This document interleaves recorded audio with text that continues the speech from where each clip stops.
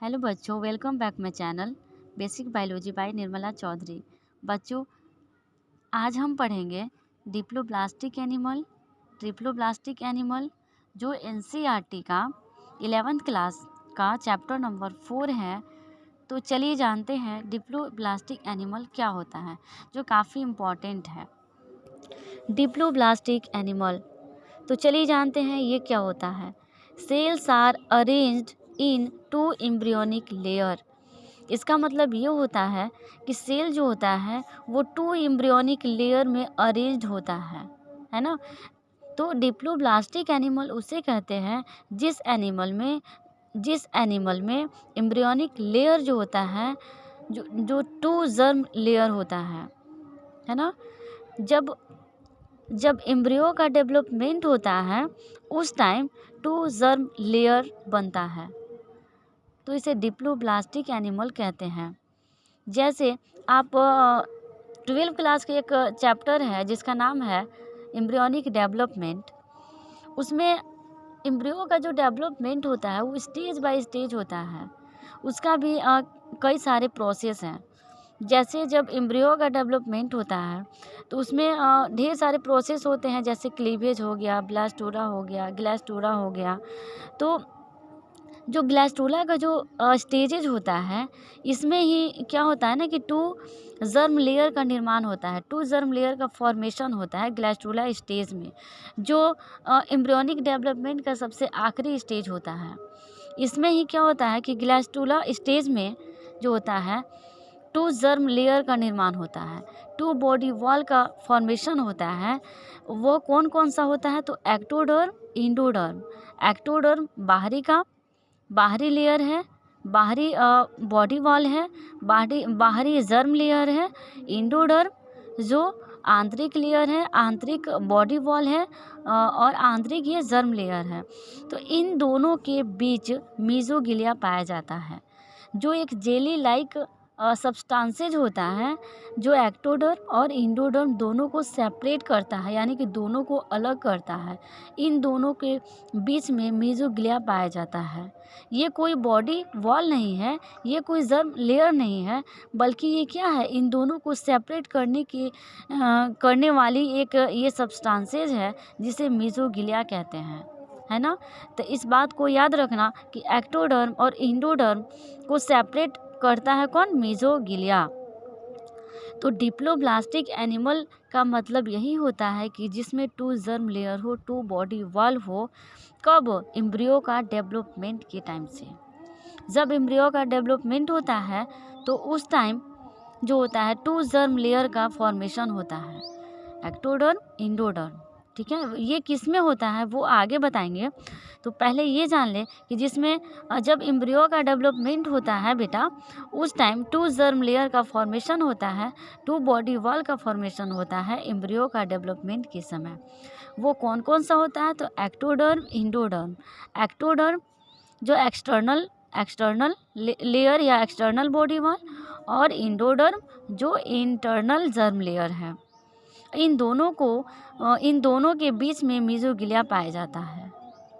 यहाँ तक क्लियर है। अब इसका एग्जाम्पल कौन कौन सा होता है, तो इसका जो एग्जाम्पल है डिप्लोब्लास्टिक एनिमल का जो एग्जाम्पल है, पॉरीफेरा, सिलेंट्रेटा और टीनोफोरा। तीन ही है जो डिप्लोब्लास्टिक एनिमल की एग्जाम्पल हैं। सिर्फ और सिर्फ 3।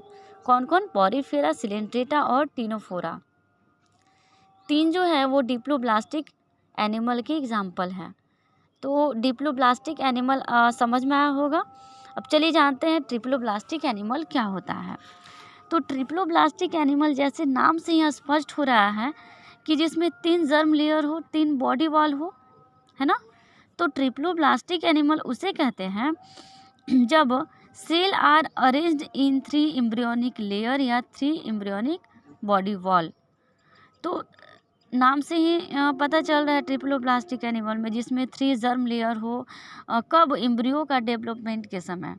जब एम्ब्रियो का डेवलपमेंट होता है, मैंने पहले भी बताया कि जब एम्ब्रियो का डेवलपमेंट होता है उस टाइम ग्लास्टोला स्टेज में क्या होता है कि 3 जर्म लेयर का निर्माण होता है। 3 जो है एम्ब्रियोनिक लेयर का जो है फॉर्मेशन होता है। 3 बॉडी वॉल का फॉर्मेशन होता है वो कौन कौन सा होता है, तो एक्टोडर्म, मेसोडर्म और इंडोडर्म। ठीक है, एक्टोडर्म हो गया बाहरी बॉडी वॉल यानी कि बाहरी जर्म लेयर, मेसोडर्म हो गया बीच वाला जो मिडिल जो होता है वो जर्म लेयर, इंडोडर्म यानी कि अंदर का जर्म लेयर या अंदर का बॉडी वॉल।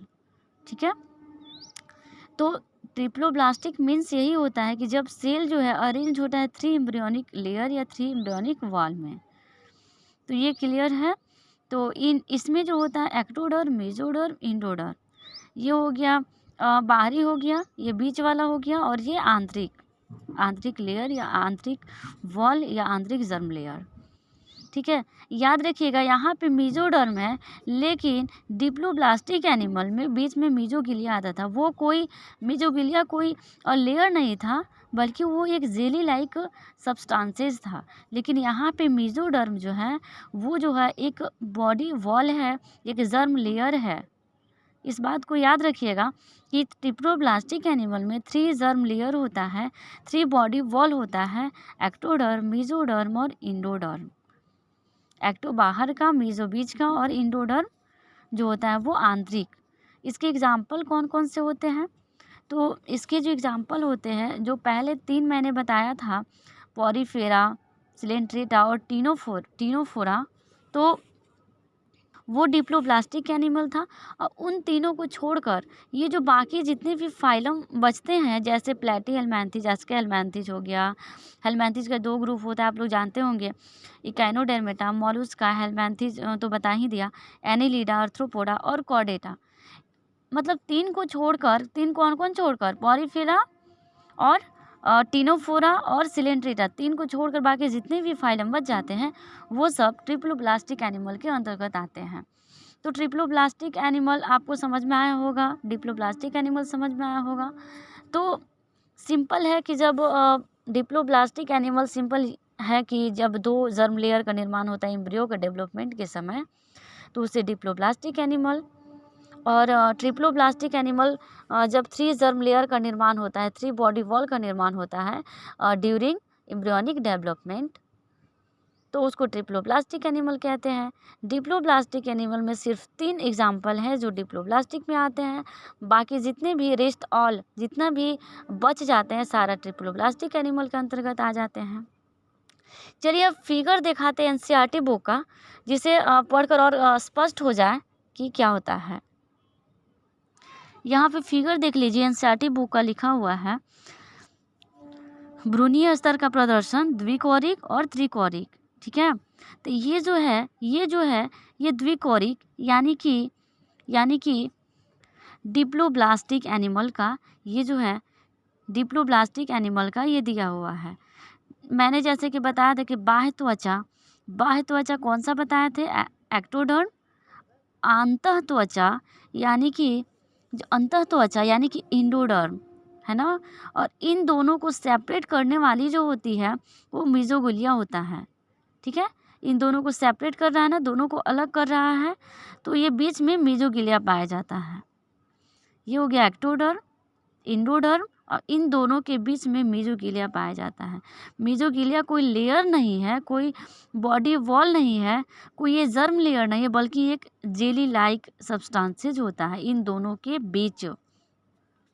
ठीक है, अब ये देखिए जो बी में दिया हुआ है, ये क्या है, तो ये जो है ना बेटा, ये ट्रिप्लोब्लास्टिक एनिमल का दिया हुआ है। ठीक है, ट्रिप्लोब्लास्टिक एनिमल का जर्म लेयर है। कब का, जब एम्ब्रियो का डेवलपमेंट होता है उस टाइम का।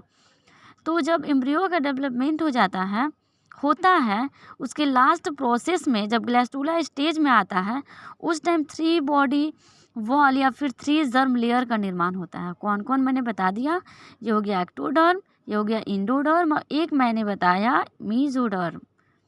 यानी कि जितने भी कॉर्डेट हो गया, प्लैटीहेल्मिन्थेस, मोलस्का, इकाइनोडर्मेटा और भी आर्थ्रोपोडा, जितने भी मैंने बताया, इसमें तो सिर्फ 3 बताया था, इसमें जो बाकी जितना बताया, उन लोगों में जब एम्ब्रियो का डेवलपमेंट होता है उस टाइम 3 बॉडी वॉल या 3 जर्म लेयर का फॉर्मेशन होता है, एक्टोडर्म, मेसोडर्म और इंडोडर्म। लेकिन जब जब लोअर यानी कि जब पॉरीफेरा, सिलेंड्रेटा और टिनोफोरा में जब एम्ब्रियो का डेवलपमेंट होता है, उसके लास्ट स्टेज में एम्ब्रियो का डेवलपमेंट होने के लास्ट स्टेज में क्या होता है कि टू बॉडी वॉल या टू जर्म लेयर का फॉर्मेशन होता है, जिसे एंडोडर्म और एक्टोडर्म कहते हैं। इन दोनों के बीच में मेसोग्लिया पाया जाता है। तो आपको ये फिगर से स्पष्ट समझ में आया होगा, ठीक है। तो बच्चों, यदि आज का पढ़ाया हुआ समझ में आए तो लाइक करना, शेयर करना, कमेंट करके ज़रूर बताना। जहाँ नहीं समझ में आए वहाँ कमेंट करके बताना, हम उसको फिर से बता देंगे। और मेरे चैनल को सब्सक्राइब करना, जिससे कि हम जो कुछ भी वीडियो बनाएं बेसिक, वो आप तक उसका नोटिफिकेशन पहुँचे और आपका भी जो है बेसिक ठीक हो जा सके।